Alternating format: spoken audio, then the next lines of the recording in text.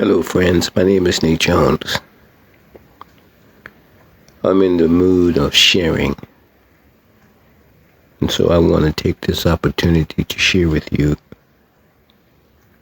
an insight that comes from a story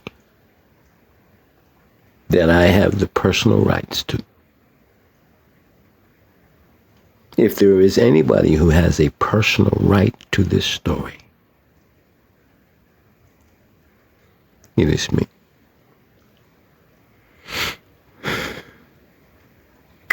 Many years ago, when I was just coming into the faith, as it were, as a young boy, I had a friend of mine who literally was responsible for my coming into the church, the Seventh-day Adventist Church. And he and I used to go knocking on doors, and we used to sell Christian literature. That's how we both kept up our faith, and that's how we both was able to earn an income and so on and so forth. But mainly we did it for the witnessing, because we was on fire for God. We came across this one house, and I've told this story on many occasions, but it bears repeating. Came across this one house. The house was immaculate. White house, pure white, with yellow shutters. Gorgeous house.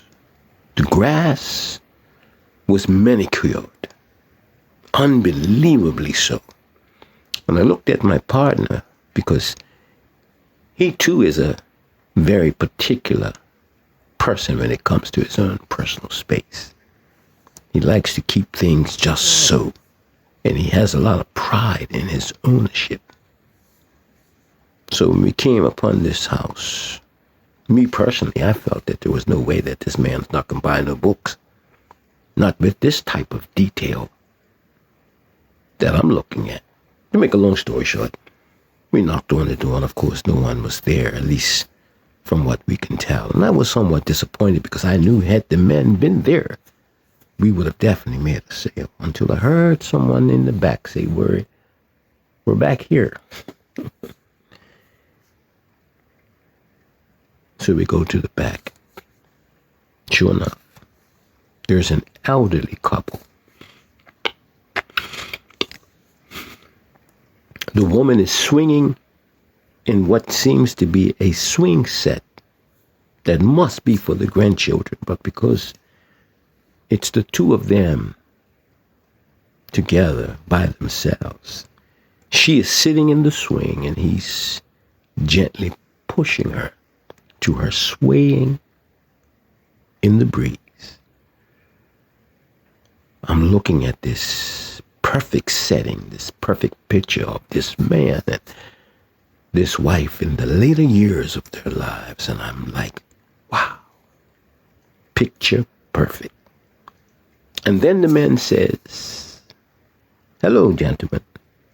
This is my bird, speaking of his wife. And this is my bird cage, the the white house with yellow shutters. He was proud of the house, but even more so proud of the woman who is the Lord of the house. Wonderful couple.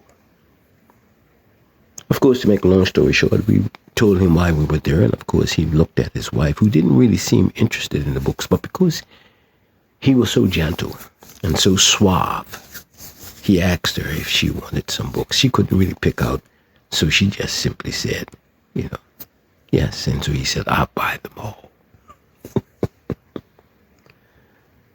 The I will buy them all ricocheted through Nate Jones.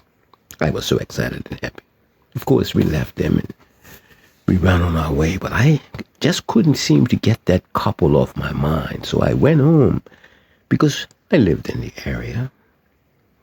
At least my grandmother did for many years. I went to my grandmother and I asked her about this particular man and his wife. She looked at me in a condescending way and said, "He's a member of your church. He's an elder at your church." And I never seen this man before. Well, of course, I don't really go to the church he particularly goes to, even though we are of the same faith. And then she began to say that he is disrespected and nobody likes him. And I just stopped her right there as if to say, now, I ain't ask you all of that. And besides, I don't think she likes my Adventist people. So I dismissed whatever else came out of her mouth, not in a disrespecting way, but in a way as if to say, I'm not interested. About a week or two passed by, and my grandmother says to me, that elder that you was asking me about, he's in the hospital. And of course, I didn't realize, he can't be in there for anything really serious because, he looked pretty fine when last I saw him. She just said he was sick. It hadn't been an accident or nothing like that. So I said, I'm going to go visit him. But I didn't put no emphasis on the visit because I just felt that I would just be nice to go and visit him. It wasn't even a week later or so that she told me that my elder had died. Ladies and gentlemen, I was too through, simply because I didn't realize how sick the man was, one, and two, how negligent I was in not at least putting up a better effort to go and see him. So now the situation is critical because I not only not got a chance to see him, but I didn't even visit him, and I was still clanging about the fact that I didn't think he was that sick. Make a long story short, at least shorter. I thought about his wife, and I couldn't shake what must be happening in her mind and what she must be going through. And then I thought about the immaculate yard and the house and who's going to take care of her now. That's all I could think about. So I decided that I would go and I would visit her. But I would do something entirely different. Instead of just visiting her, I would go and take my friend's lawnmower, borrow it, and just go cut her grass. That was my mindset. So, of course, I went and borrowed the lawnmower. And, of course, my friend looked at me because he knows, and I know that he is a very meticulous guy. He he takes good care of his stuff. And so he's expecting me to treat it with the same type of that he would. So I take the lawnmower and some gas, and I go up to this lady's house and knock on her door. Now, I can tell that she's home, even though there is silence in the house. I knocked on the door. Didn't hear anything, so I knocked again. And when I did so the second time, I heard, "What?" in a very rough and gruff way. So I thought to myself, is that the lady? But then I thought maybe she's, upset about the death of her husband.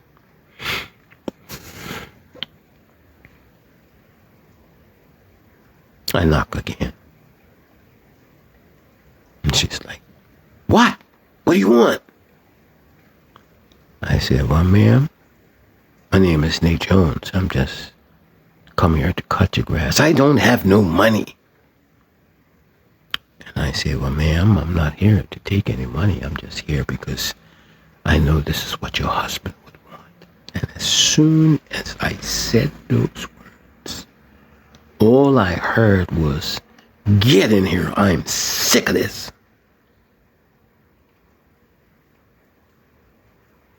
I'm thinking to myself, I don't even know if I really want to go in at this point, because that doesn't sound like an invite. But she said, "Get in here." So I went in there. And no sooner than I got in the house, she pointed to some steps yonder. And she said, "You see those steps?" And I looked at the steps, say, "Yeah." She's like, "They lead to the upstairs bedroom." I'm trying to figure out where she's going with all this. She says, "My husband slept there. I said, okay. She said, you see that master bedroom? And she pointed, and I can see the doorway that leads into the master bedroom. Nice looking place. She said, me and my girlfriend lover slept there every night. As soon as she told me that, my thoughts went straight to my grandmother and how the people at his church disrespected him. And the words that are coming out of his mouth now is like full circle. But I'm listening to her. She says, I just finished coming from the hospital to see my husband. She said that when I went to see him, on his deathbed, she said, he looked me in my eyes and he said to me, honey, if I have said anything to you that might have been amiss, forgive me. If I forgot to do something for you, forgive me. And he ran down a list of things that he wanted forgiveness for as it relates to his involvement with her, both from the standpoint of his love for her and for his wanting to make sure that he gave her everything she needed as a husband should have given her. She's looking at him and listening to him, and she's like, if there's anybody that needs to be asking for forgiveness, it's me. And when she tried to chime in, he put his finger to her mouth. Nay. He quieted her. And when he quieted her with the oomph of strength to do so, he looked up toward heaven and he said, honey, I made it. And then he closed his eyes and died. My name is Nate Jones. I have the authority to tell this story because I was there when she told me this. And then she looked at me with tears in her eyes and she says, and you have the nerve to come to my house and tell me that you're cutting my grass for free because it's what you think my husband would want? She says, I am sick of this. I give up. I'm going to give my heart to Jesus. I'm telling that woman she has to go. And I'm through with this. Not only did that woman do exactly what she said she was going to do, but she ended up marrying a man who became a Seventh-day Adventist along with his children.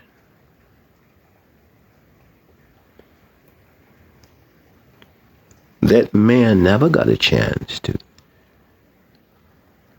see his wife come to Jesus as a result of the witness he left behind. But I got a chance to understand the depths and the heights to which love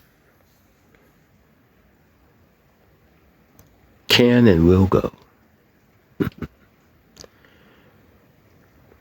I tell that story because when I stop and think about it,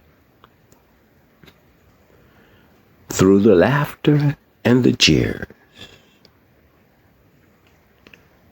and through the years, this man was willing to love his wife in spite of her shortcomings, and in so doing, he's going to get a tap on his shoulder in the kingdom and a voice that he's familiar with that's going to say, it was because of you that I'm here.